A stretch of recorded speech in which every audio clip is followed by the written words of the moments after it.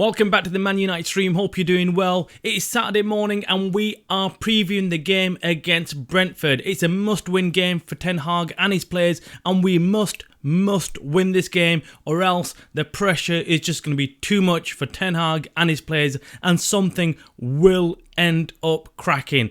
We have to win this game. So let's sit back, relax, and let's discuss how we can get these 3 points and how Manchester United will go and get this win today. But before we kick off today's show, please hit that like button just below the video. It helps the video go out to lots more people. And if you're new to the channel and it's the first time you're watching the Man United stream, please go ahead and hit that subscribe button. We provide you with all the latest Manchester United news and opinions and a lot more in one single dose. Help the channel grow, become part of our community. Now we're starting off the show with some really sad news, and that is of the passing of Lady Cathy Ferguson. She was the late wife of the great manager Sir Alex Ferguson of Manchester United. Now Lady Cathy Ferguson was described by Alex Ferguson as his bedrock, and she has passed away at the age of 84. Lady Cathy was originally from Glasgow and she was working in a typewriter factory in 1964 when she first met Sir Alex Ferguson, and in 1966 Sir Alex Ferguson and Lady Cathy Ferguson married, and they had 3 children and had 12 grandchildren. This is really sad news for the Manchester United family, and our condolences go out to Sir Alex Ferguson, who has lost his best friend, someone who without he would not have been the manager that we now know him to be. He was supported by Lady Cathy Ferguson all the way through his tenure as a Manchester United manager, and that made a huge difference to him and the clubs. Okay, so let's turn our attention now to the game this afternoon against Brentford at Old Trafford. It's a 3 PM kickoff and it's a must-win game for Erik Ten Hag and his players. Without winning this game, the pressure will be massive on Erik Ten Hag, and we all know that this is not going to end well for Erik Ten Hag if he cannot go ahead and start winning again. Now, you might have seen my previous build-up videos to matches, and I don't really go into a lot of tactics. I don't start talking technical. I'm not one of those people. There's lots of other people out there who I enjoy watching as well, who go into a lot more detail about the tactical setups of the teams and how they'll play and how Manchester United play. For me, it's quite a simple game. We need to get the ball and we need to put it into the back of their net. Simple as, nothing more. We need to outperform the other team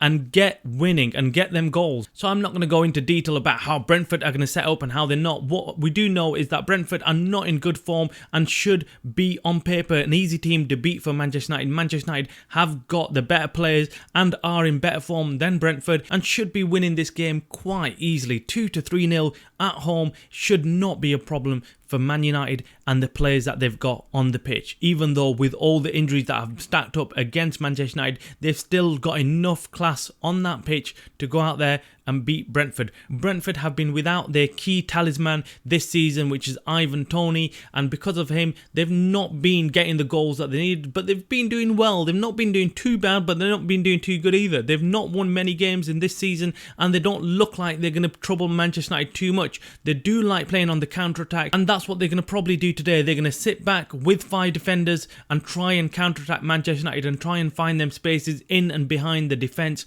which we've seen Manchester United struggle with this season. They do leave a lot of space behind themselves, and because they're pressing so high up the pitch, there are them gaps left to be exploited, and Brentford will be looking for them gaps. What will Ten Hag be setting up his team like? Well, we feel he's not going to change much from the Galatasaray team. We know Ten Hag does not like changing up his teams a lot. He's probably going to stick with the same back 4. He's going to stick with Onana in goals. He'll still play with Mason Mount and Casemiro in the centre of the park. The only difference is that he will be playing Antony on that right wing. We heard in Ten Hag's press conference yesterday that Antony is ready to start, and the way in which Ten Hag said that statement, you knew that he's going to be starting Antony in tomorrow's game. So today, Antony will be starting on that right wing, Rashford will be starting on the left wing, and Højlund will be starting strike. The reason why we believe Rashford will be starting in today's game, despite so many fans calling him to be dropped, Ten Hag believes in him, and in yesterday's press conference,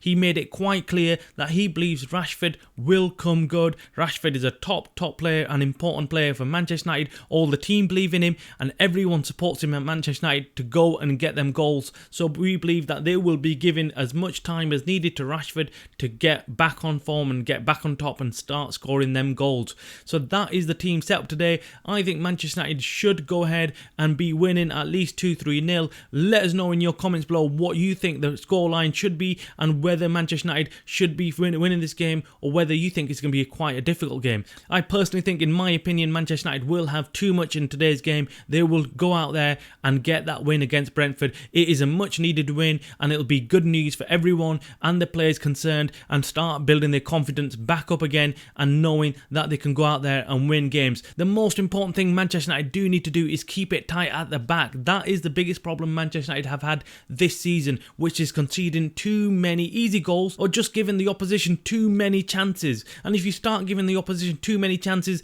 they're bound to score 1 or 2 goals, and that's putting a lot of pressure on yourself and putting a lot of pressure on your strikers to go out there and get them goals for you. Make sure you hit the like button on this video, and if you're new to the channel, hit that subscribe button. You are watching the Man United Streamer channel by the fans for the fans.